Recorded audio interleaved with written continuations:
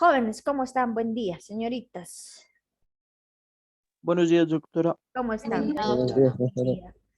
Ya, hoy nos toca llevar médula espinal. Entonces vamos a avanzar médula espinal.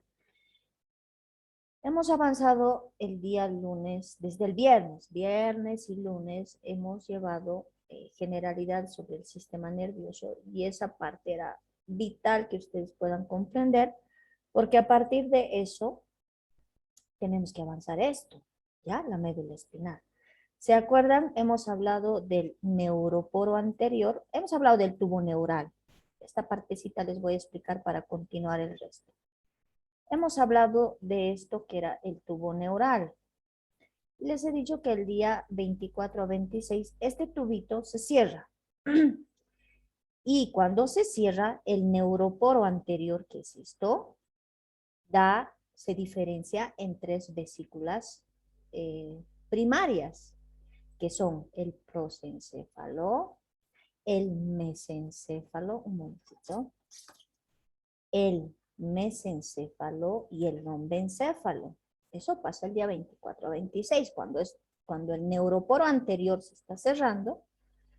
Bueno, pues este neuroporo anterior da surgimiento a estas tres vesículas encefálicas primarias, el prosencéfalo, el mesencéfalo y el rombencéfalo. Pero a su vez estas vesículas primarias se diferencian en secundarias. Así, y son 5. ¿Cuáles son? Del prosencéfalo, el TEDI, les dije, ¿no ven? Van a aprender así. TEDI, ¿qué quiere decir? Telencéfalo y y telencéfalo y diencéfalo. Diencéfalo, el TEDI. El mesencéfalo se queda como mesencéfalo, no hay problema, no se diferencia, no da surgimiento a ninguna vesícula secundaria y el rombencéfalo sí a dos, el MIME, ¿lo ve? El MIME, quiere decir mielencéfalo y metencéfalo. Y hemos visto que de cada vesícula secundaria están haciendo una estructura del sistema nervioso, ya sea el bulbo, el puente, los pedúnculos cerebrales, las láminas cuadrigeminales, la corteza cerebral, que es la parte más importante que domina todas las estructuras de mi cuerpo, el sistema de la respiración, origen de los pares craneales, la afectividad, el sentimiento, todo, la inteligencia nace a partir de estas estructuras, ¿no es cierto? Ahora, ¿qué hemos dicho del neuroporo posterior? Hemos dicho, es el segmento no modificado del tubo neural. ¿Por qué? Porque hemos dicho que este neuroporo posterior no se modifica en vesículas primarias ni secundarias como el neuroporo anterior. ¿Qué es? Es la médula espinal. Es la médula espinal. Entonces, aquí les estoy explicando esto porque para que puedan entender lo que voy a hablar de la médula espinal. Y esto he avanzado en el primer tema. Entonces, ustedes tienen que ir repasando desde el primer tema para no confundirse y no estar perdidos de dónde nacía la médula. Si preguntas, nace del tubo neural, ¿no? ¿Del tubo de qué parte? Del neuroporo posterior. Es el sistema no modificado, es la parte no modificada del tubo neural, ¿ya? No se modifica. Listo, entonces ya habiendo explicado ya de dónde nace la médula espinal, del neuroporo posterior del tubo neural, vamos a empezar con configuración externa. Esta presentación que les estoy mostrando es la presentación del doctor Acha. Ya es una presentación que está completa. Se las voy a subir a la plataforma para que puedan revisar, para que puedan leerla y se puedan también ayudar para estudiar y comprender más el tema. Ya ahí está, miren, dice la médula espinal es el segmento no modificado del sistema nervioso. ¿Cuáles son las funciones de la médula espinal? Voy a dibujar aquí la médula espinal. Así. Tiene la forma de un cilindro. ¿Qué pasa? A partir de esta médula nacen los pares raquídeos, los nervios raquídeos, y son par, ¿no es cierto? El primer par cervical, par decimos porque nace a la derecha y a la izquierda, ahí está. Y son 31 pares hasta la región sacra. Miren, desde la región cervical hasta la región sacra, hasta la pelvis, son 31 pares. estos nervios están a cargo de ir a dar función a los músculos, por ejemplo. Se encargan, tienen dos funciones, la motricidad y la sensibilidad, por ejemplo. Ahora dice aquí, interviene en la marcha. Si estos nervios no llegaran a los músculos, no podríamos movilizarnos. A eso que se llama cuando uno va caminando, cuando uno entra en movimiento, se llama locomoción. Eso hemos llevado el primer parcial. La locomoción es el movimiento del cuerpo humano. Entonces aquí dice marcha, locomoción. Sin estos nervios no existiría locomoción, marcha. Los reflejos, de esto vamos a explicar hoy día, los reflejos, por ejemplo, les he explicado también el primer día qué pasa cuando uno está caminando, hay reflejos de retirada, por ejemplo. Cuando uno va caminando, pisa un alfiler, pisa un clavo, por reflejo, nosotros qué vamos a hacer? Vamos a retirar por ese reflejo, por el dolor. ¿Por qué? Porque este nervio ha captado ese estímulo doloroso, lo ha llevado al sistema nervioso, el sistema nervioso ha analizado, ha procesado y ha enviado una respuesta y ha dicho, retire la extremidad para que me deje de doler y deje de pisar ese clavo. Ahora lo mismo pasa cuando ustedes acercan la mano al fuego. ¿Qué pasa? Gracias a los nervios, ¿no? Están viniendo aquí a la piel también, tenemos receptores, van a captar ese estímulo doloroso, van a llevar al sistema nervioso, va a analizar, procesar y va a hacer, nos va a dar esa orden de decirnos, retira la mano del fuego y nosotros vamos a retirar la mano del fuego. Entonces, por eso se llama reflejo de retirada. Está a cargo también de la médula espinal. Centros de reflejo, nosotros tenemos reflejo bicipital, reflejo rotuliano, eso les voy a explicar al finalizar el tema. Control de las extremidades. Ahora, ¿quién? Gracias a estos nervios que nacen de la médula espinal, nosotros tenemos movimientos, ya les he dicho, bruscos cuando volteamos o movimientos finos cuando efectuamos, por ejemplo, un baile o en el ballet, ¿no? Regulación de los vasos sanguíneos, reflejos gastrointestinales y urinarios. ¿Por qué? Porque no solo va a ir al músculo esquelético, también estos nervios van a ir al músculo liso. Nosotros vamos a encontrar músculo liso involuntario, está fuera de mi voluntad, en el tubo digestivo y en los órganos infrapélvicos e intraabdominales, vale decir, si hablo del tubo digestivo, estoy hablando del esófago, del estómago, del intestino delgado, del intestino grueso. Y cuando decimos intraabdominales, hígado, páncreas, riñones, uréteres, vejiga, órganos genitales internos masculinos, femeninos, ¿no? Ahora, ¿dónde se encuentra la médula espinal? ¿Dónde voy a encontrar yo la médula espinal? Entonces, miren, tiene un montón de funciones esta médula espinal, entonces necesitamos conocer su configuración externa, cómo es por fuera y cómo es por dentro.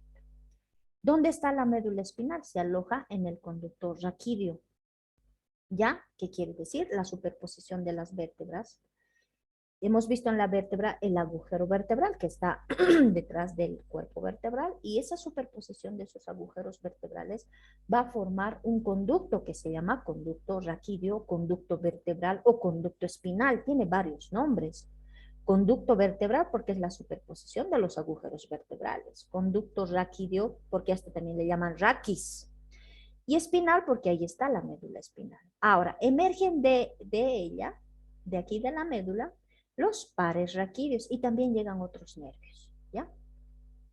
Tiene funciones sensitiva, motora y visceral. Sensitiva cuando va a recoger sensibilidad, ¿no es cierto? Dolor, calor, frío. Motor se refiere a la motricidad, al músculo esquelético y visceral, músculo liso involuntario. También tiene centros de reflejos importantes somático-visceral y su origen embriológico es el tubo neural. Ahora, ¿de qué parte del tubo neural? Del neuroporo posterior. Acabo de avanzar eso. Ahora seguimos. Entonces, esto es se llama consideraciones generales, ¿no? Aquí está. Entonces, yo tengo aquí la médula espinal que tiene la forma de un cilindro aplanado de anterior a posterior, ¿no? Es como así un cilindro, pero está aplanado de anterior a posterior, así. Este cilindro presenta dos engrosamientos. Miren, este primer engrosamiento superior y este engrosamiento inferior. Este engrosamiento superior se llama engrosamiento superior o braquial, ¿ya? En algunos libros, en otras ediciones, dice engrosamiento cervical. Pero ¿por qué le llamamos braquial? Porque a partir de este engrosamiento están haciendo un conjunto de nervios, los pares raquídeos, aquí, los pares raquídeos. Aquí se ve del lado derecho, aquí del lado izquierdo. Estos pares raquídeos, en su conjunto, van a formar un plexo. ¿Qué es un plexo? Ya les he dicho. Puede ser venoso, puede ser arterial o puede ser nervioso. En el caso de que fuera plexo fuera un conjunto de venas, sería plexo venoso. Un conjunto de arterias, plexo arterial. Un conjunto de nervios, plexo nervioso. Yo estoy hablando de nervios raquídeos aquí, pares raquídeos, nervios raquídeos. Entonces, este plexo que nace de este engrosamiento braquial se va a llamar plexo braquial. Se va a llamar plexo braquial. Ahora, este plexo braquial va en braquial. ¿A qué le suena el término braquial? ¿Alguien me puede decir? ¿Cómo pueden asociar las palabras? Porque del nombre también ustedes se tienen que dar cuenta. El término braquial, ¿de qué vendrá? Plexo es un conjunto de nervios, ya sé. Pero el nombre braquial, ¿a qué les suena a ustedes? Brazos. Brazo, bien. El plexo braquial va a ir a inervar brazo, antebrazo y mano. Entonces está viniendo a los miembros superiores. ¿Para qué le va a dar función motora? Cuando escuchen el término motor, quiere decir motricidad músculo esquelético. Función sensitiva quiere decir sensibilidad, dolor, frío, calor. A través del tacto yo voy a sentir si esta estructura está fría, está caliente y si me va a producir dolor. Eso quiere decir sensitivo. Y vegetativo, todo lo que está fuera de nuestra voluntad. Entonces, este plexo braquial que nace de este engrosamiento braquial de aquí, de la médula espinal, va a ir a inervar miembros superiores y le va a dar tres funciones. Función sensitiva, función motora y función vegetativa. Ahora, aquí hay mediciones. Miren, por ejemplo, dice, el engrosamiento braquial tiene límites. ¿Desde qué vértebra a qué vértebra se extiende? Porque sabemos que la médula está dentro del conducto vertebral que han formado la superposición de las vértebras. Dice, va desde la C4, quiere decir desde la vértebra cervical número 4, hasta la segunda vértebra torácica, hasta la T2. Desde ahí se extiende. Pero déjenme decirles que estos límites no son exactos. La anatomía no es tal cual como el libro describe. Se supone que se ha hecho un estudio, supongamos, en 100 personas, y de las 100 personas, un 70% mostraba esto. Así que se extendía el engrosamiento de la C4 a la T2. Entonces, por eso, estos diámetros son, o esta extensión es aproximada. Ahora, ¿cuánto mide? Su longitud de este engrosamiento es de 11 centímetros. A esto llamamos longitud, el largo. Longitud, 11 centímetros. Y el diámetro transverso es esto, ese diámetro que va de derecha a izquierda, ahí está, es de 15 milímetros. ¿Ya? Ahora, me voy al engrosamiento inferior. Este engrosamiento inferior es llamado engrosamiento lumbar. Ahí está, el engrosamiento lumbar. ¿Qué característica tiene ahora este engrosamiento lumbar? De él también nace un conjunto de nervios y ya saben ustedes que se llama plexo. Ahora, este conjunto de nervios, miren, se extiende hasta abajo. A este plexo se llama plexo lumbar o le llaman también lumbosacro. Lumbosacro. Ahora, ¿a quién va a ir a inervar este plexo lumbosacro? Va a ir a miembros inferiores y no solo va a ir a miembros inferiores, va a ir a algunos órganos intrapélvicos, intraabdominales. Entonces, ¿qué va a dar, qué función va a tener en los miembros inferiores? Función sensitiva, motora, vegetativa, ¿no es cierto? Listo. Ahora, ¿de dónde a dónde se extiende? Tenemos un límite superior y tenemos un límite inferior. El límite superior desde la T10, desde la vértebra torácica 10 hasta la L1, que quiere decir hasta la primera vértebra lumbar. ¿Cuánto es su longitud? El largo, 8 centímetros. Y su diámetro, esto el transverso, 13 milímetros. Cuidado, se confundan en el examen. A veces ponemos 8 centímetros y 13 centímetros de diámetro, centímetros. Pero aquí estamos hablando del diámetro transverso, como aquí, de milímetros. ¿Ya? Aquí eran 15 milímetros y aquí aproximadamente 13 milímetros. Pero ya les estoy explicando que no es exacto, varía de persona a persona. Por ejemplo, de José Marcos, de Joana, de Cintia es pues diferente. De Cintia de repente no se extiende de la C4 a la T2, de repente está más abajo y se extiende desde C5 hasta la T3 o desde la C3 hasta la T1, ¿no? ¿No? Entonces es diferente la anatomía en cada persona. Ahora, ¿de dónde a dónde se extiende la médula espinal? Estoy viendo que desde aquí se extiende la médula espinal, perdón, desde aquí hasta aquí, hasta ahí se extiende, a ver, sí, hasta ahí. Ahora, la emergencia, yo tengo la emergencia del primer nervio cervical. De aquí van a ser el primer nervio cervical de la médula espinal a la altura del atlas, la primera vértebra cervical. Entonces, digo, la médula espinal se extiende desde la emergencia del primer nervio cervical, primer par raquídeo, a la altura del atlas, y termina aquí en el cono medular. Aquí está escrito, cono medular. ¿Y dónde está el cono medular? Si yo quiero como referencia buscar vértebras para decir, hasta aquí, hasta esta vértebra. Busco L1, busco L2 y entre los dos está el disco intervertebral que los separa. Hasta aquí es cono medular, hasta el disco intervertebral que separa L1 de L2, o sea, la primera de la segunda vértebra lumbar. Ahora, hasta ahí es entonces médula espinal, hasta el cono medular. ¿Y dónde está el cono medular? Disco intervertebral que separa L1 de L2. Ya sé de dónde a dónde se extiende entonces. Emergencia del primer par cervical o primer par raquídeo a la altura del atlas y termina en el cono medular, disco intervertebral que está entre L1 y L2. Ahora, aquí a partir del cono medular, nace otro conjunto de nervios, así, otro conjunto de nervios que le da el aspecto hacia una cola de caballo. Ahora imagínense ustedes la cola del caballo. ¿Por qué le han dado ese nombre? Porque tiene el mismo aspecto, la misma forma que la cola de un caballo. Entonces le han puesto cola de caballo a esta terminación de nervios, ¿ya? Que se encuentran ahí en el conducto sacro, adentro, ¿ya? Entonces tengo aquí la cola de caballo a partir del cono medular.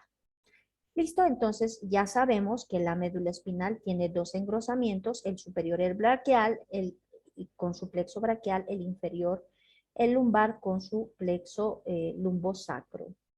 El engrosamiento superior formado por el plexo braquial va a dar función motora, sensitiva y vegetativa a los miembros superiores. El engrosamiento inferior con su plexo lumbosacro va a dar inervación motora, sensitiva, vegetativa a miembros inferiores y órganos de la pelvis. Listo, seguimos. Miren qué importante había sido la médula espinal. Ahora, ¿cuánto mide la médula espinal? Yo quiero saber cuánto mide. Ya sé que se extiende desde el atlas hasta el disco intervertebral entre L1 y L2. Quiero saber cuánto es la longitud. Dice 45 centímetros en el varón, 45 centímetros, en la mujer solo 43. Miren, en la mujer más pequeña es la médula espinal, pero esto es variable también, ya es variable, no es tal y cual dice el libro, es variable. Puede ser que Cintia mida 1,80 y puede ser que José mida 1,60. ¿De quién va a ser más larga su médula espinal? De Cintia, ¿no es cierto? pero sabemos que el promedio de los varones es 1,70, ¿no? Entonces, por eso en el estudio han visto que del varón mide mayor la longitud de la médula espinal, 45 centímetros y 43 en la mujer. ¿Cuánto pesa?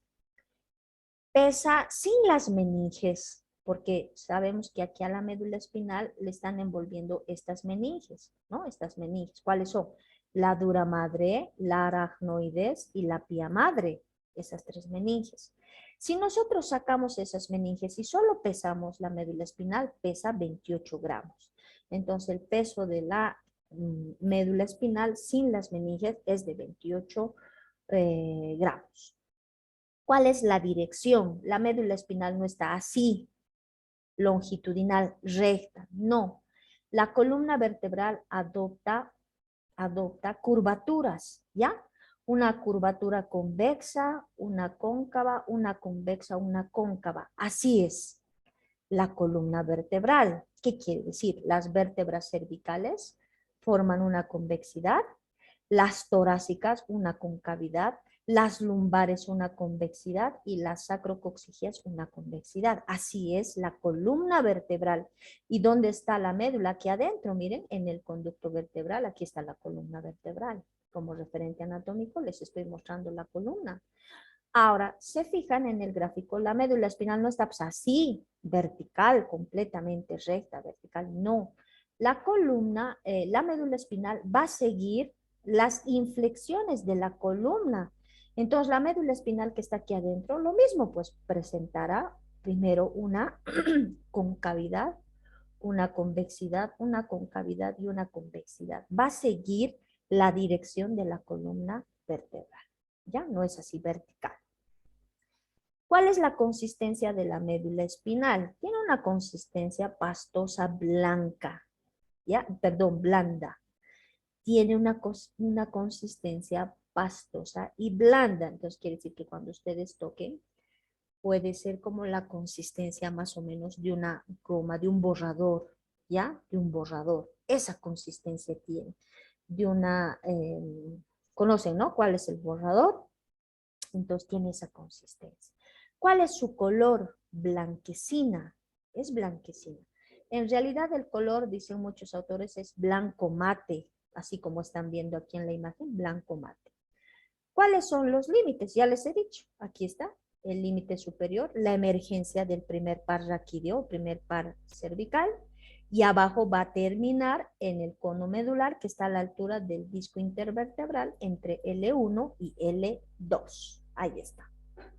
¿Listo? Tenemos entonces la dirección, tenemos el peso 28 gramos, la longitud 45 centímetros de longitud en el varón, 43 en la mujer, y no es vertical, no es recta, sino sigue las inflexiones de la columna, su consistencia blanda, pastosa, y su color blanco mate. Listo, tenemos a la médula espinal y sus consideraciones generales. Ahora, Doctora, ¿sí? una pregunta. Dime. Eh, si la longitud entre varones y mujeres se diferencia, Sí. ¿en el peso también se diferencia? O sea, ¿es variable? Sí, estos límites, peso, dimensiones que les doy ¿Solo son son aproximados? variables, sí, son variables de persona a persona. No siempre es lo mismo, incluso entre varones, no solo entre varón y mujer. También puede haber diferencia entre varones o entre mujeres. Pero como les digo, se ha hecho, por ejemplo, un estudio en 100 personas y más del 50% presentaba esa longitud en los varones y esa longitud en las mujeres. Por eso han tomado como parámetro intermedio, digamos. ¿Ya? ¿Qué más? Relaciones. Aquí adentro está la médula, la voy a marcar con negro. La voy a marcar con negro. Ahí está. Aquí está la médula.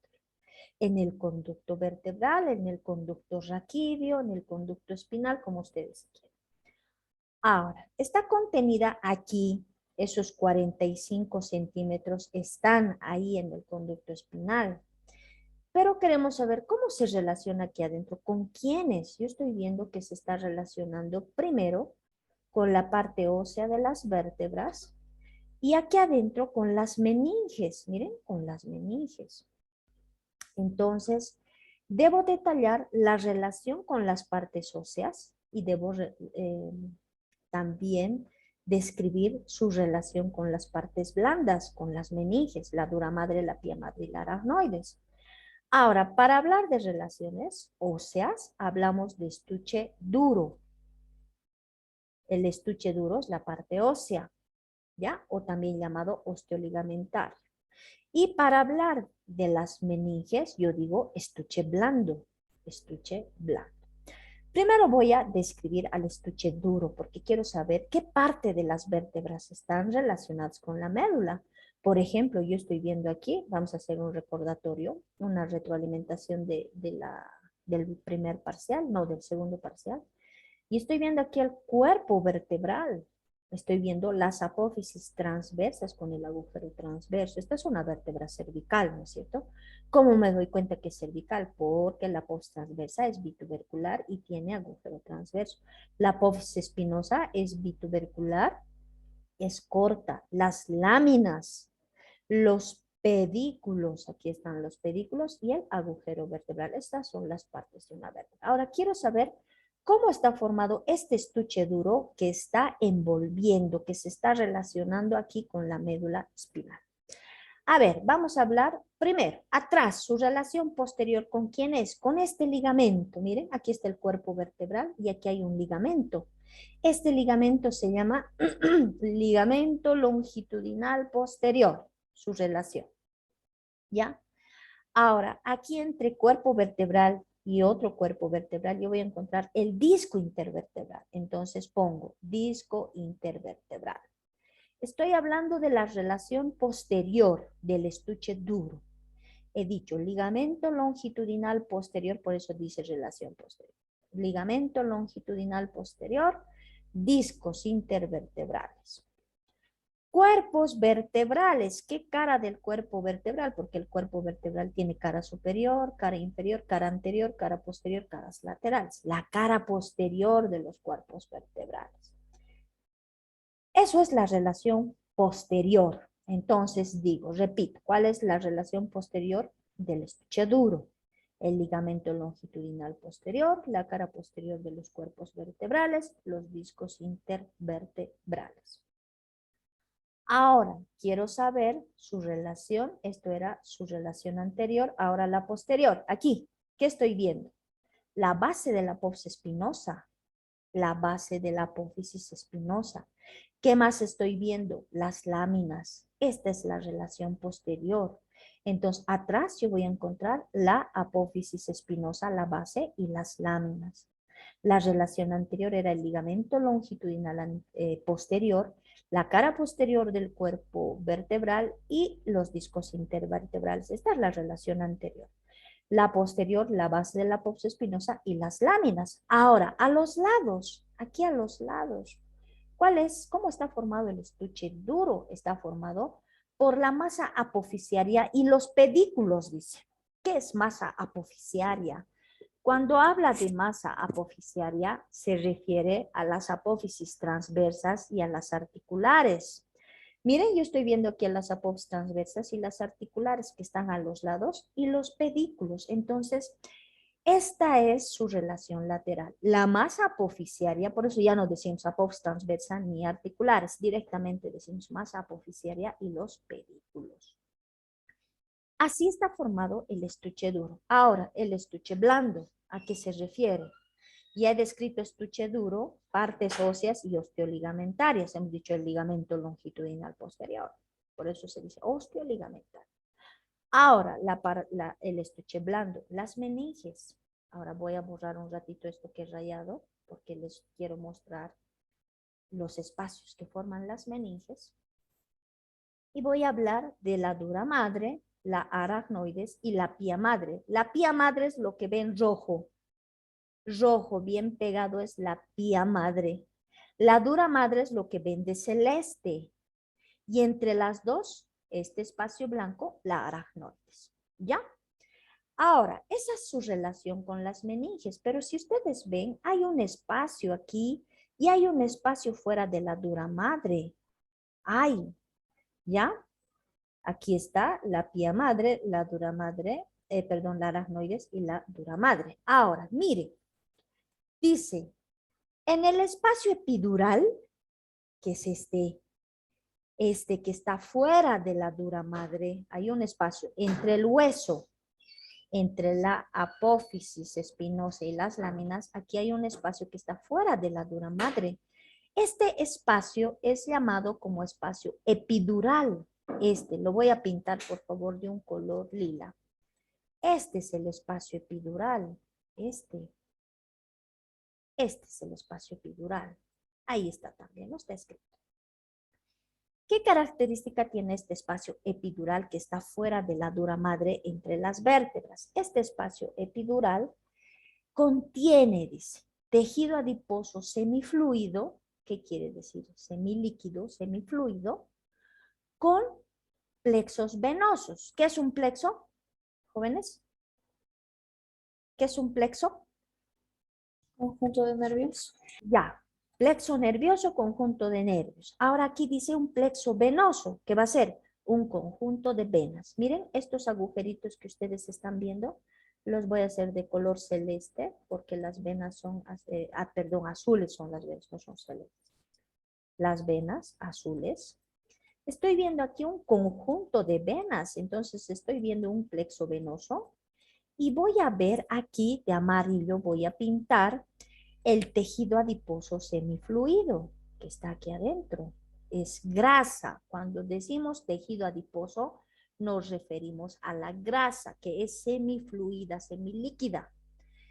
¿Cómo se llama este espacio epidural? Y aquí está el plexo venoso y el tejido adiposo semifluido. ¿Para qué está? ¿Por qué está? Menciona el libro de neuroanatomía que le sirve a la médula espinal como una especie de acolchado. Acolchado. ¿Qué quiere decir? Que es un colchón. ¿Conocen el colchón? Ustedes duermen sobre un colchón, ¿no es cierto?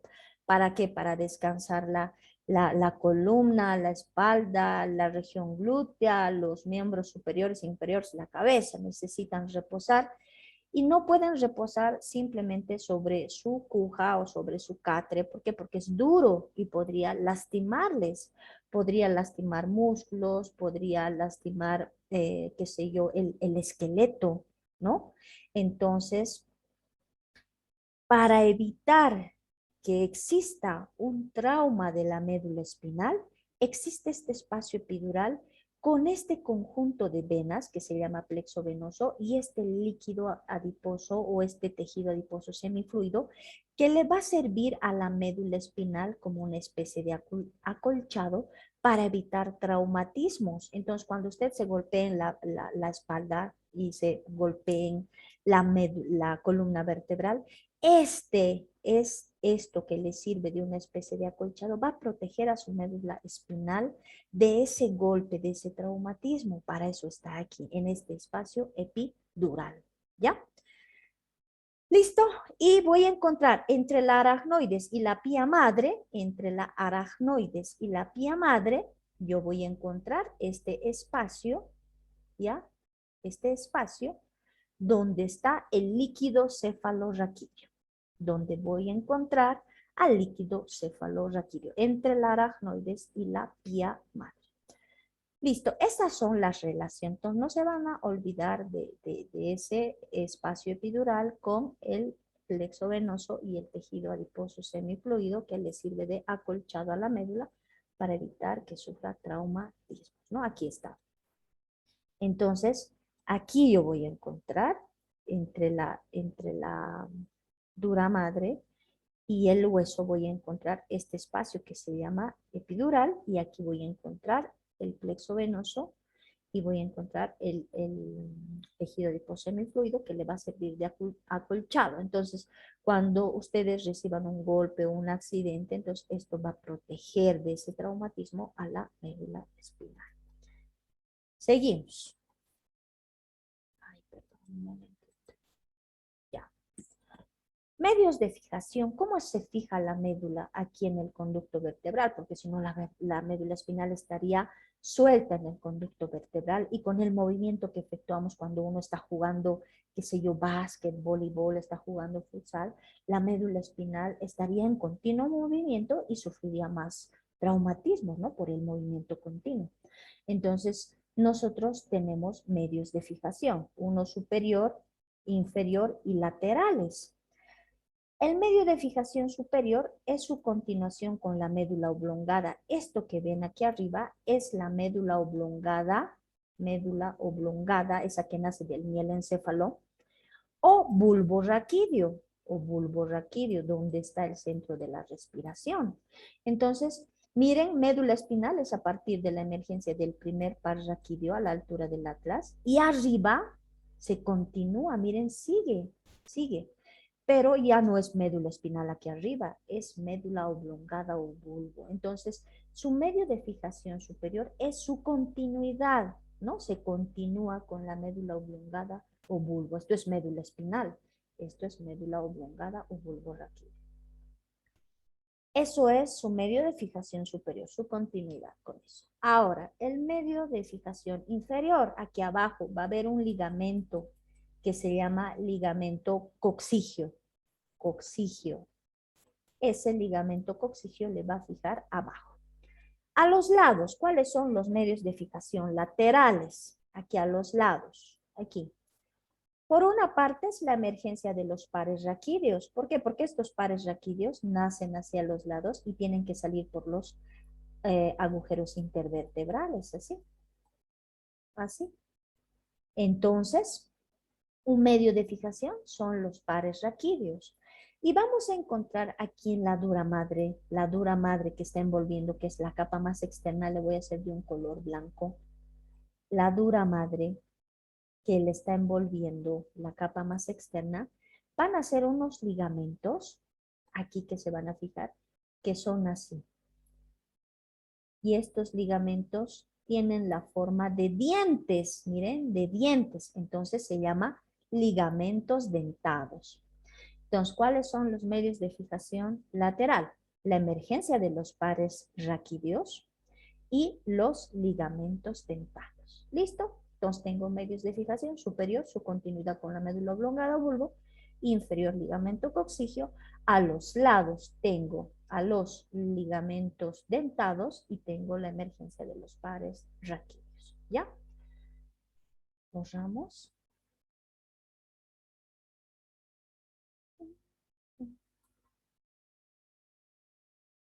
Ahí está. Aquí les voy a mostrar. Entonces esta es la dura madre. Y miren, aquí están los ligamentos dentados, dientecitos. Uno, ¿no? Ahí se nota bien, aquí. Otro, aquí. Otro. Aquí no se nota mucho, aquí. Ahí, ¿no? Aquí están los ligamentos dentados. Ahí. Y la emergencia de los pares raquídeos. Estoy viendo aquí, aquí, miren, aquí, la emergencia de los pares raquídeos. ¿Listo? Entonces tenemos a los medios de fijación.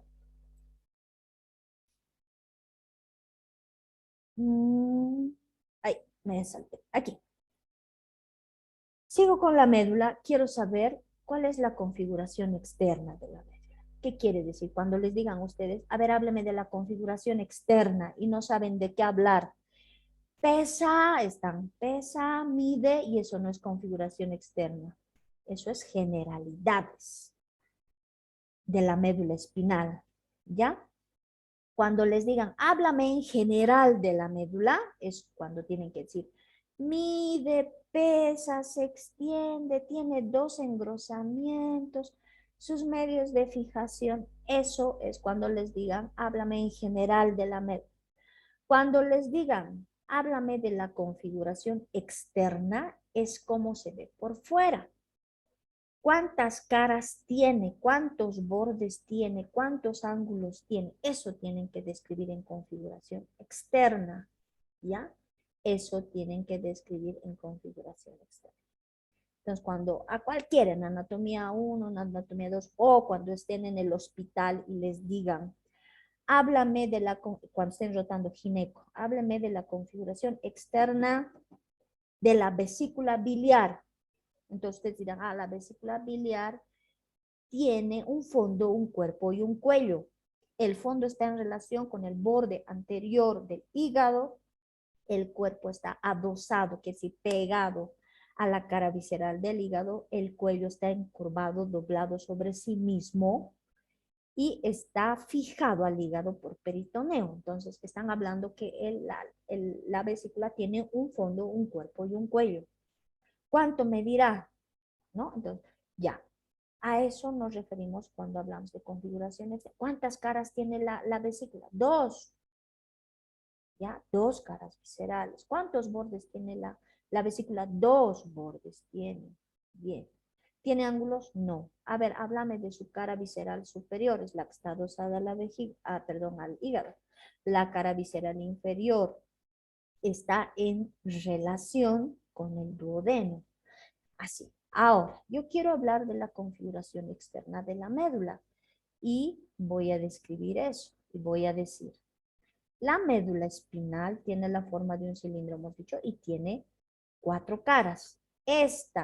Todo esto es su cara de otro color. Es su cara anterior. Es su cara anterior. Todo esto, adelante está mirando. Aquí atrás, su cara posterior. Ya sé que la médula había tenido una cara anterior. Esta cara anterior. Y había tenido aquí atrás una cara posterior. Y a los lados, que se van a llamar caras laterales. Había tenido 2 caras laterales. Sabemos que el término lateral me dice que es derecha, izquierda. No necesitan ustedes decir cara lateral derecha, cara lateral izquierda. No, había tenido 2 caras laterales, ¿no? 2 caras laterales. Listo. Ahora sí. Seguimos. Vamos a describir qué elementos hay en la cara anterior, qué elementos en la posterior y en las laterales. Vamos a empezar con la cara anterior. Vamos a borrar estas cosas. Vamos a borrar. ¿Qué encuentro en la cara anterior? Lo primero que voy a encontrar va a ser este espacio que parece un canal bien profundo y se llama fisura media anterior. Aquí está. Este espacio que lo voy a pintar, todo este espacio, se llama fisura media anterior. Se supone que está en la línea media y está en la cara anterior, por eso le han puesto fisura media anterior. Aquí voy a encontrar esto. ¿De qué color son las arterias, jóvenes, señoritas? ¿De qué color son? Las arterias pintaditas. Rojo, doctora. De rojo. Rojo, muy bien. Aquí he marcado de rojo una arteria. Esta arteria es la arteria espinal anterior. Entonces, en esta fisura, yo voy a encontrar a la arteria espinal anterior en la profundidad de esta fisura media anterior. Listo, ya tengo a la fisura. A los lados voy a encontrar este surco que está con línea punteada. Miren, este surco que está con línea punteada. ¿Cómo se llama? Está en la cara anterior, pero sin embargo también es el límite de la cara lateral, porque hemos dicho que estas son las caras laterales. Este surco se va a llamar 2, le voy a poner surco anterolateral, aquí está. Es de este lado el otro, ¿no? El surco anterolateral. Listo, ya tengo 2 detalles en la cara anterior. Tengo la fisura media anterior con la arteria espinal anterior. Tengo el surco anterolateral, ahí está, de los 2 lados, ¿no? El anterolateral derecho e izquierdo, pero el término anterolateral ya no necesita decir derecha e izquierda. ¿Qué más? Yo estoy viendo que de este surco anterolateral están naciendo estas raicillas de color rojo, que son las raicillas motoras o anteriores. Aquí está. Anteriores o motoras. El término motor quiere decir motricidad, contracción y relajación del músculo esquelético, ¿no es cierto? Igual de su brazo. Contracción y relajación de los músculos esqueléticos. Estos son los músculos esqueléticos, los voluntarios estos. Entonces, estas raicillas anteriores o motoras tienen función motora, ir a dar motricidad a los músculos esqueléticos. ¿De dónde están naciendo? Ah, del surco anterolateral. Ya tengo 3 detalles. Fisura media anterior, surco anterolateral y las raicillas anteriores o motoras. 3.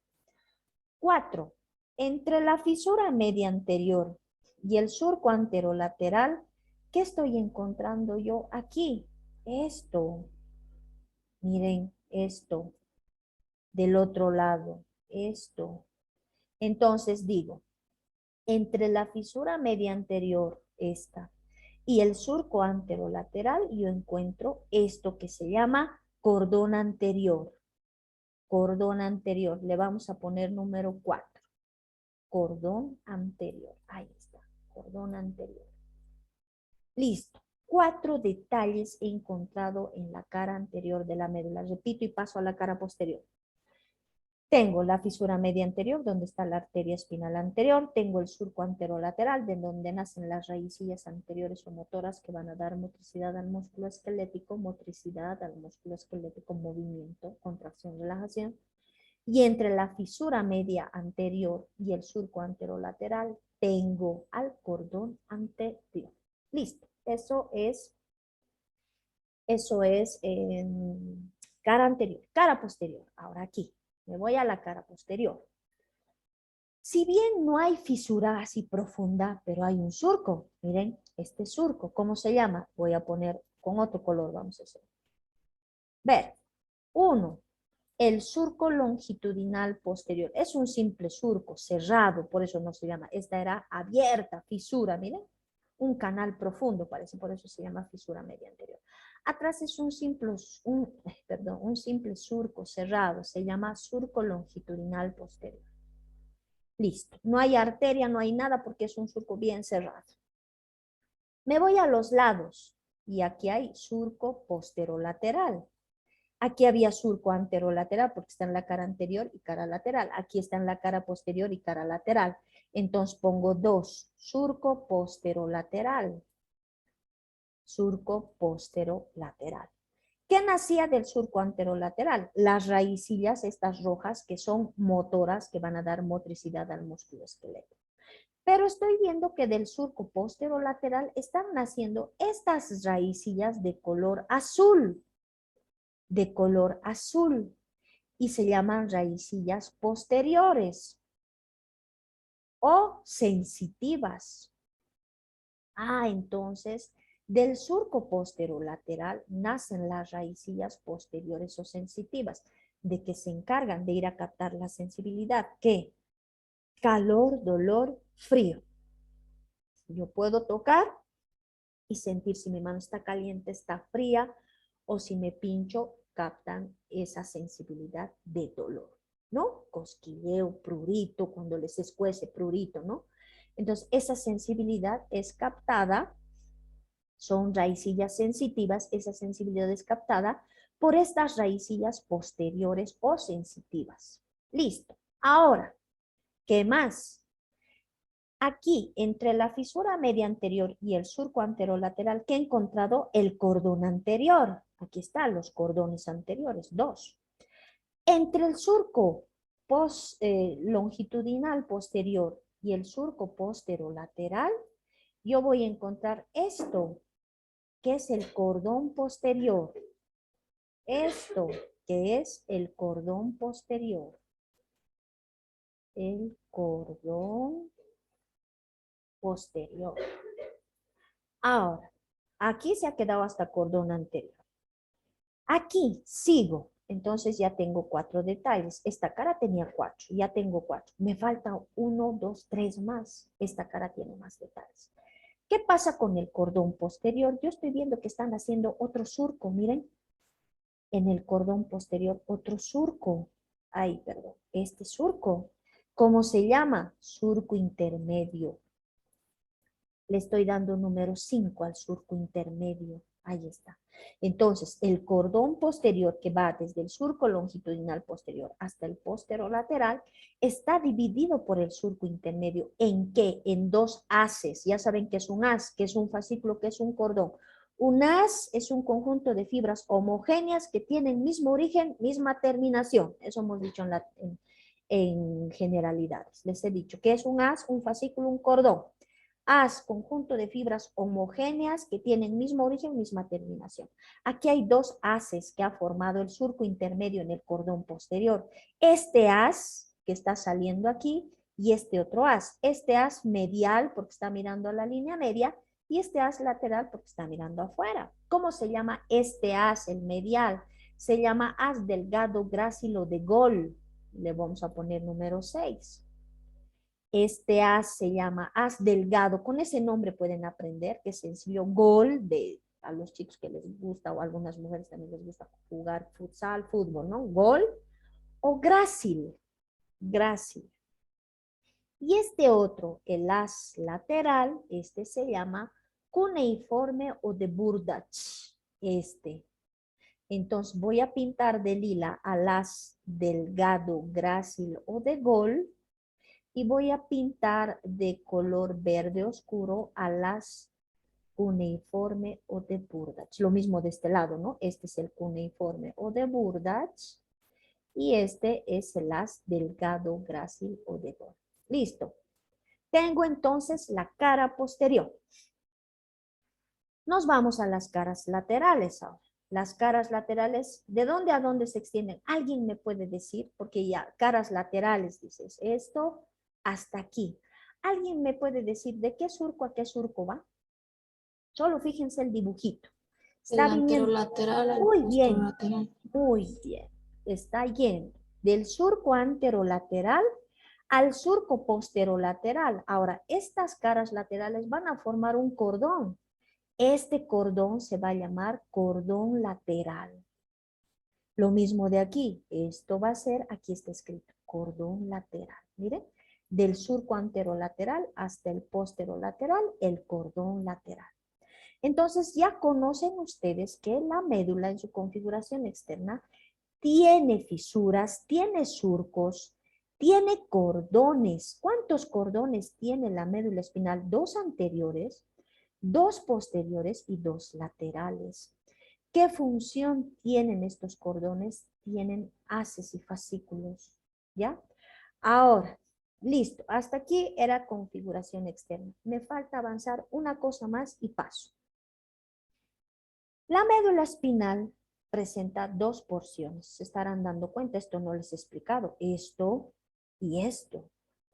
¿Cuál es la composición de la médula espinal? Yo, como el sistema nervioso, les he dicho. Tiene sustancia gris, tiene sustancia blanca. Sustancia gris y sustancia blanca.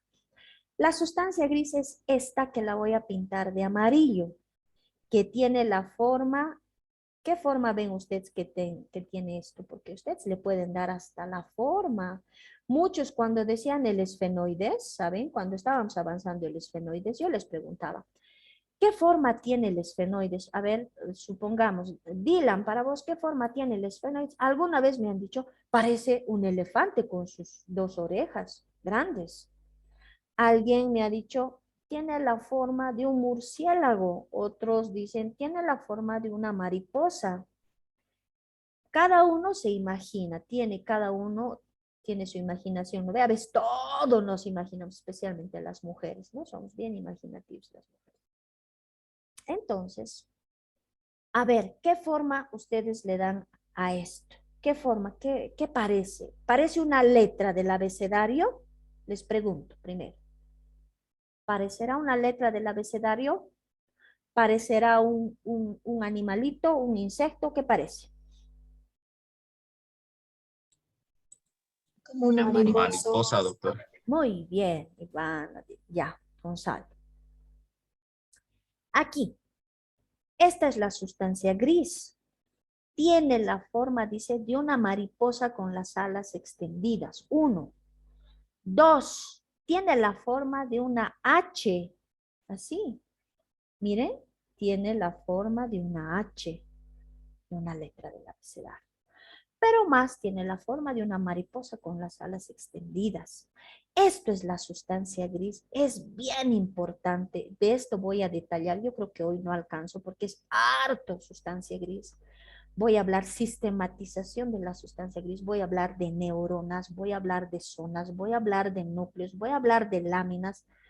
es hartísimo, sustancia gris. Y lo que ven rodeando a la sustancia gris, aquí de color rosado, es la sustancia blanca. Y esta sustancia blanca está agrupada en cordones. Miren, el cordón anterior, el cordón lateral y el cordón posterior. Entonces, la sustancia blanca está agrupada en cordones, 2 cordones anteriores, 2 cordones posteriores y 2 cordones laterales. Ahí está, ya me han comprendido, ya saben cuál es el cordón anterior, posterior, lateral, y ya saben que esta es la sustancia blanca y está agrupada en esos cordones. Y la sustancia gris es esta, que es la parte central y que tiene la forma de unas alas de mariposa, o de una mariposa con las alas extendidas, o de una letra H para los brasileños, de un agar, ¿no ve? Un agar. Listo. Ahora, ¿qué pasa con la sustancia gris? Estoy viendo aquí un orificio que está perforando a la sustancia gris. Este conducto se llama conducto central o del epéndimo. ¿Se acuerdan? Les he dicho, el líquido cefalorraquídeo pasa del cuarto ventrículo aquí al conducto central o del epéndimo para ir a la médula espinal. Por aquí entra el líquido cefalorraquídeo. Por aquí. Se llama conducto central o del epéndimo o ependimario. Esto. Listo. Eso era la configuración externa de la médula espinal. Ahora vamos a hablar. Esto es configuración externa. Entonces, cuando les pregunte, a ver, digamos, a Ivana, háblame de la configuración externa de la médula. Ivana me va a decir, bueno, la médula tiene tiene una cara anterior, una cara posterior y 2 laterales. En la cara anterior está la fisura media anterior, donde está la arteria espinal anterior, el surco anterolateral, de donde nacen las raicillas motoras, y entre los dos el cordón anterior. La cara posterior presenta el surco longitudinal posterior, el posterolateral, de donde nacen las raicillas sensitivas, y entre los dos el cordón posterior. Este cordón posterior está dividido por el surco intermedio en 2 haces. El haz medial o grácil, el haz cuneiforme de Burgach. Y desde el surco anterolateral hasta el posterolateral, el cordón lateral. La médula espinal presenta sustancia gris en la parte central que tiene forma de una mariposa con las alas extendidas perforada por el conducto central o del epéndimo, y la porción periférica que le rodea es la sustancia blanca que está agrupada en cordones anteriores, posteriores y laterales. Listo, tengo la configuración externa. Paso. Configuración interna ahora. Quiero saber, ya sé cómo es por fuera la médula. Cuando volvamos a la semipresencialidad el 25 de octubre, les voy a mostrar estas cosas. Esto les voy a mostrar, espérenme. Esto les voy a mostrar. Les voy a mostrar la fisura, el surco anterolateral, las raicillas anteriores, las posteriores, el surco longitudinal posterior, el intermedio, el cordón, el haz de Gol y el haz cuneiforme. Esto les voy a mostrar. Pero, ¿qué pasa cuando yo llegue a la configuración interna? Esto no se ve. Esto se puede ver con microscopio, siempre y cuando haya sufrido, ¿no?, este cortecito, esta médula espinal haya sufrido un corte. Miren, ahorita se le ha hecho un corte horizontal o transversal, y yo estoy viendo así la sustancia gris y la sustancia blanca agrupada en cordones, y la sustancia gris en forma de ala de mariposa. Ahora, esto que voy a explicar, zonas, voy a explicar neuronas aquí, voy a explicar las neuronas, voy a explicar los núcleos, voy a explicar las láminas. ¿Dónde están las láminas? Ratito. Miren, es largo este tema, ¿no? Pero es bien importante. Las láminas les voy a explicar, y esto es la sustancia blanca en cordones. Esta parte no se ve. Necesito que este tejido, que es de la médula espinal, ¿no?, sufra su proceso de tinción, de preparación para transformar en una placa histológica, y yo pueda observar pues este núcleo, este en el asta posterior, este en el asta anterior y este en la comisura gris. Necesito eso. Necesito que este corte histológico, que supongamos que es histológico, sufra su proceso de tinción, de aclaración, y podamos llevar al microscopio para ver estas estructuras. Ya esto es la configuración interna de la médula espinal. Ahora, esto lamentablemente no les voy a poder explicar así en el preparado, pero sin embargo les voy a explicar aquí en la teoría y les voy a explicar un poco en la práctica. Ya les he dado actividad a mis estudiantes en la práctica ayer y les voy a enseñar esta parte porque es la parte más importante de la médula. Hemos dicho que la médula tiene varias funciones, desde los reflejos. Saben, la médula espinal se encarga hasta de los estímulos sexuales, imagínense. Entonces, eso les voy a ir explicando, ¿ya? Ahora, hemos dicho que la médula espinal tiene sustancia gris perforada por el conducto central o del epéndimo y tiene la sustancia blanca agrupada en cordones. Quiero saber cómo está compuesta la sustancia gris, porque si no sé cómo se compone, ¿cómo voy a describir? Y quiero saber qué encuentro en la sustancia blanca, para que entiendan. Como hemos hablado del sistema nervioso, les he dicho, el sistema nervioso en su sustancia gris tiene neuronas, tiene fibras mielínicas, tiene abundantes vasos sanguíneos y tiene neuroglia. Y les he explicado uno por uno la neurona, les he hablado de las fibras, aspa, ciclocordón, les he hablado de los abundantes vasos sanguíneos que le dan ese color gris y les he hablado de la neuroglia que se divide en astrocitos protoplasmáticos fibrosos, oligodendrocitos y células de Schwann. Ahora, quiero saber aquí en la médula espinal cómo está compuesta la sustancia gris y la sustancia blanca. La sustancia gris primero, ahí está, tiene neuronas, ya hemos dicho. Tiene células de la glía, esas, las neuroglias, las que les he dicho, los astrocitos fibrosos, protoplasmáticos, oligodendrocitos, células de Schwann. Tiene fibras, ahí están las fibras mielínicas, y tiene abundante red vascular. Esto ya les he explicado porque así está formado la sustancia gris, por eso el color gris. Tiene una abundante red vascular. El término vascular, por favor, jamás se olviden, porque les van a decir, les van a preguntar, así a ustedes, no les van a decir, háblame de las arterias y venas, no, les van a decir, a ver, háblame de la red vascular.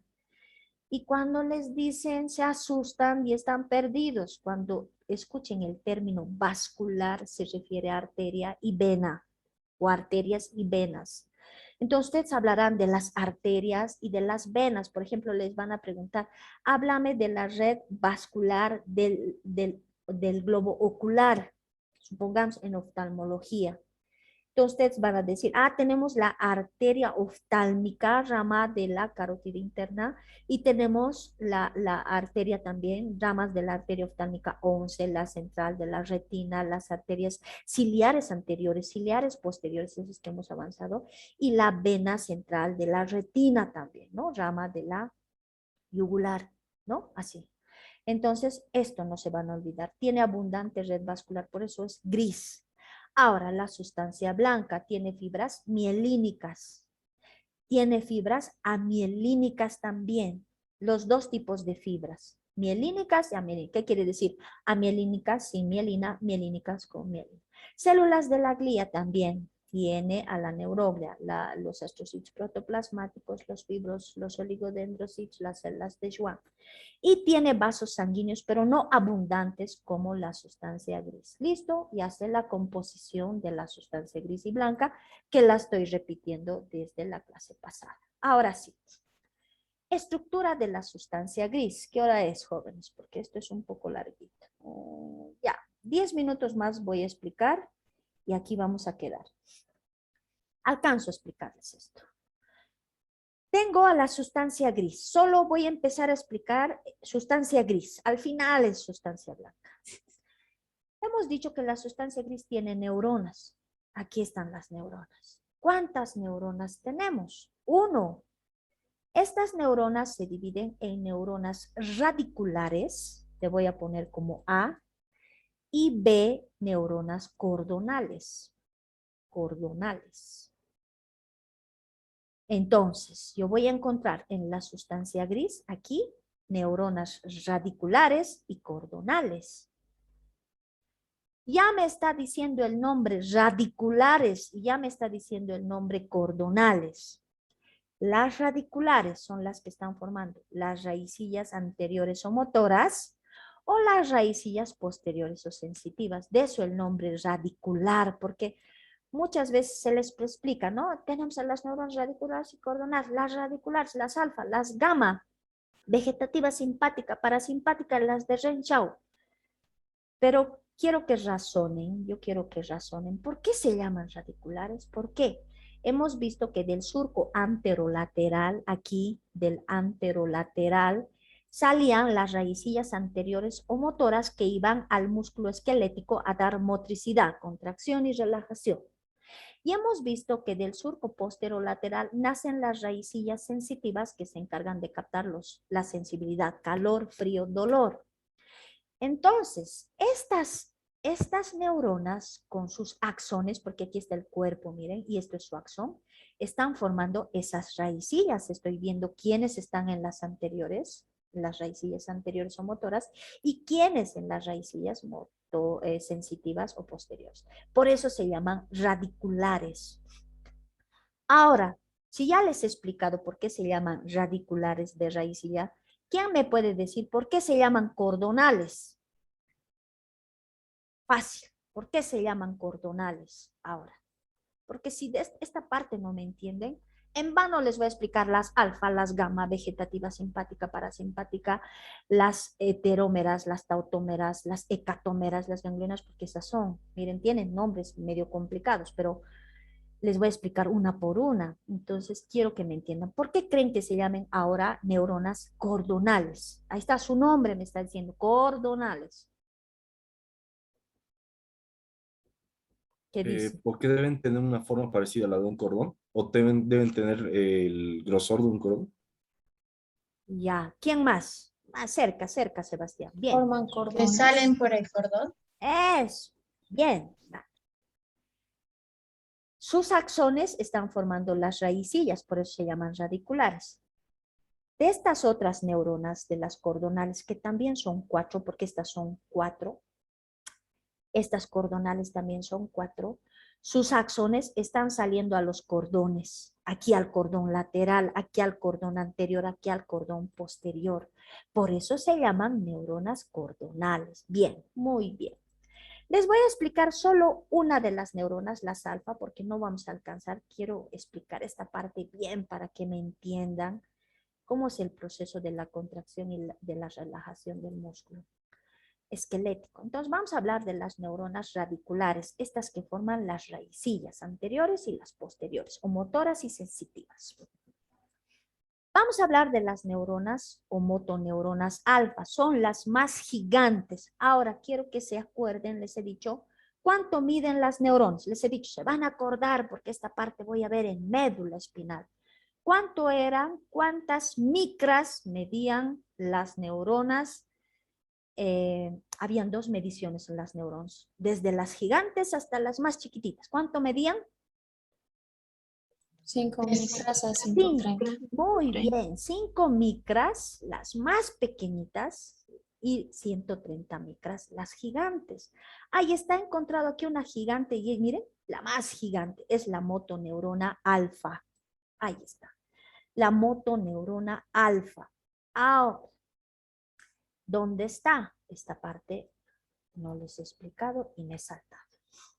Miren, esta es la sustancia gris. Esta es la sustancia gris. Tiene la forma de una H o de una mariposa. ¿Cuáles son sus componentes? No les he explicado eso, nadie me ha preguntado.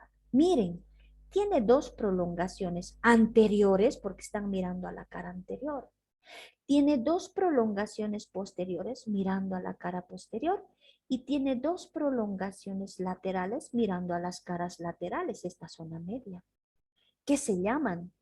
Estas prolongaciones anteriores se llaman astas anteriores. Tenemos 2, miren, ahí están las astas anteriores. Tenemos 2 prolongaciones posteriores que se llaman astas posteriores. Las anteriores, motoras, ya sabemos, motoras. Las posteriores, sensitivas. Y esta parte central se llama comisura gris. Aquí está escrito, comisura gris. Entonces, repito y digo, la sustancia gris tiene 6 prolongaciones, 6. ¿Cuáles son? Dos anteriores que son motoras, van a ir a dar motricidad al músculo esquelético. Dos posteriores sensitivas, van a captar la sensibilidad, calor, frío, dolor. Y una parte central que se llama comisura gris, de donde nacen las astas laterales. Ahí está, miren. La comisura gris de donde nacen las astas laterales. Por eso les digo, tiene 6 astas. Anteriores motoras, posteriores sensitivas y la parte media de la comisura gris con las astas laterales. ¿Y qué función tiene la comisura gris? Estas anteriores, las astas anteriores son motoras, motricidad, músculo esquelético. Las posteriores, sensitivas, sensibilidad, calor, frío, dolor. Y esta parte central de la comisura gris donde está perforada por el conducto central es vegetativa. ¿Qué quiere decir? Va a ir al músculo liso de las vísceras. Entonces, es involuntario. Entonces, la parte central es vegetativa. Va a ir al músculo liso que es involuntario. Estas anteriores, músculo esquelético voluntario. Anteriores. Las posteriores, sensibilidad, calor, frío, dolor. Listo. Ahora, el asta anterior, ¿qué forma tiene? ¿Cómo me doy cuenta que es anterior y esta posterior? Porque esto preguntamos. Las anteriores son anchas, miren, gruesas y tienen dientes, dentadas. Son anchas, son cortas, miren, bien cortitas y tiene dientes. Entonces, por eso me doy cuenta que es asta anterior. La posterior, las astas posteriores son delgadas, estas serán anchas, delgadas. Su superficie es regular, no tiene dientes. Entonces, las astas posteriores son largas, de superficie irregular, no tienen dientes y son sensitivas. Las astas laterales aquí en la comisura gris son las más pequeñas. Listo. Entonces, ahora, el asta anterior, ¿qué tiene? Cabeza, aquí está escrito, cabeza y base. Miren, el asta anterior tiene su cabeza y tiene su base, cabeza, base. El asta posterior, yo estoy viendo que tiene 3 partes. Había tenido cabeza, había tenido cuello y había tenido base. Aquí se ha aumentado cabeza, cuello y base. Aquí está, cabeza, cuello, base. En cambio, el asta anterior solo tiene cabeza y base, no tiene cuello. ¿Lo ve? Cabeza, base. Cabeza, cuello, base. Y la comisura gris está perforada por el conducto central. No tiene cabeza, no tiene nada. Listo. Ahora sí. Ahora me toca explicarles las neuronas. Yo estoy viendo. Esto les he explicado por qué. Porque voy a preguntar ahorita a alguien. Quiero que se den cuenta. Esta es la motoneurona alfa. ¿En qué asta está? ¿En qué asta está? ¿En el anterior, en el posterior o en las laterales? Anterior, En el doctora. anterior. En la anterior. Anterior, doctora. Muy bien. ¿Qué función tiene el asta anterior? ¿Qué función tiene el Función motora.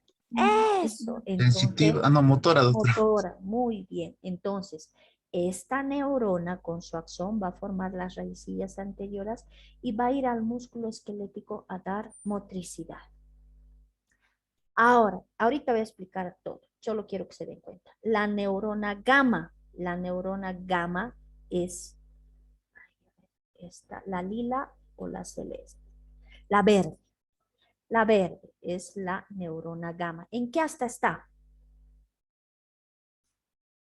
¿En qué asta está? Anterior, posterior, lateral. ¿En cuál? Anterior. Anterior. Anterior. Entonces, muy bien. Entonces también va a formar parte de las raicillas anteriores y va a ir a dar motricidad también al músculo esquelético. Pero ahora quiero saber que la alfa, ¿a qué parte del músculo esquelético va? La gamma, ¿a qué parte del músculo esquelético va? Ahora, quiero borrar esto. Quiero borrar. Estoy haciendo generalidades nomás porque ahorita les tengo que explicar cómo funciona. Ahora, esta neurona, ¿en qué parte de la sustancia gris está? Esta es la neurona vegetativa simpática. ¿En qué parte está? ¿Qué se llamaba esta parte central? Comisura gris. Comisura gris, ¿qué función tenía? Vegetativa, músculo liso involuntario. Esta otra neurona también está en la comisura gris. Todo esto es comisura gris. Está en la comisura gris. También, miren, está formando parte de la raicilla posterior y va a ir a dar sensibilidad, ¿ya? Sensibilidad al músculo liso.